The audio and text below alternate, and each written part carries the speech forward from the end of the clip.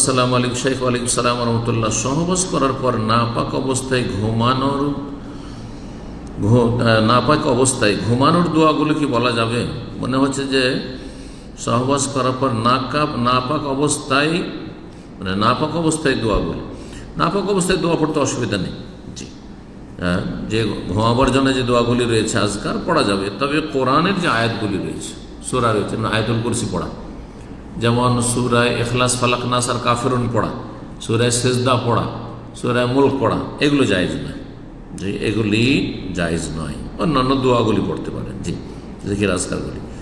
আর একটা বিষয়, গোসল ফরজ হয়ে আছে এমত অবস্থায় আজান দেওয়া যাবে? আজান দেওয়া যেতে পারে। যদি মিনারা হয়, মসজিদের বাইরে আজান হয়, তো আজান দিতে অসুবিধা নেই। আজান দেওয়ার জন্য বড় বা ছোট নাপাকে থেকে পবিত্রতা শর্ত নেই। যে গোসল ফরজ থাকা অবস্থায় আজান দেওয়া জায়েজ। ওলামারা বলেছেন শুধু উত্তম হচ্ছে পবিত্র অবস্থায়, ওযু অবস্থায়, আর বড় ছোট নাপাকে থেকে পবিত্র থাকা অবস্থায় আজান দেওয়া হচ্ছে মুস্তাহাব। আমি একটা মসজিদের ইমাম, ফজরের আজান দিতে হয়, ভালো কথা, কিন্তু আজকাল তো আজান মাইকে দিতে হয় মসজিদের ভিতরে যদি আজান দিতে হয়, তাহলে আপনি সহবাস করে দৌড় দিয়ে চলে যাবেন মসজিদে?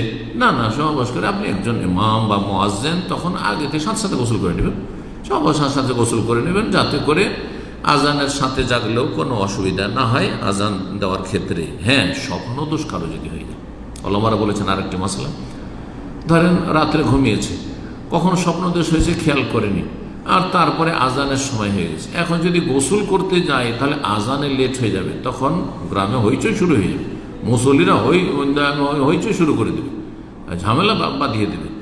সেই ক্ষেত্রে এই অনিষ্ট থেকে রক্ষার জন্য উজুটা করে, তাড়াতাড়ি উজু করে নিয়ে নাপাকিটাকে হালকা করে নেন, আপনার অপবিত্রতা হালকা করে নিয়ে আপনি যান, আর মাইকের কাছে গিয়ে আজানটা দিয়ে বসবেন না, আপনি সেখানে আজান দিয়ে তাড়াতাড়ি আবার মসজিদে বেরিয়ে যাবেন, আর তারপরে গোসল করবেন। এটাকে ওলামারা জায়েজ বলেছেন, পরিস্থিতি বাধ্য করলে। আগে ওঠার চেষ্টা করি কিন্তু হয়নি, সহবাস করে আবার বলছি ঘুমিয়ে যাবেন না, সাথে সাথে গোসল করবেন। ওয়া জাযাকুমুল্লাহু খাইরান ওয়া সাল্লাল্লাহু আলা নবিয়িনা মুহাম্মদ ওয়া আলা আলিহি ওয়া সাহবিহি।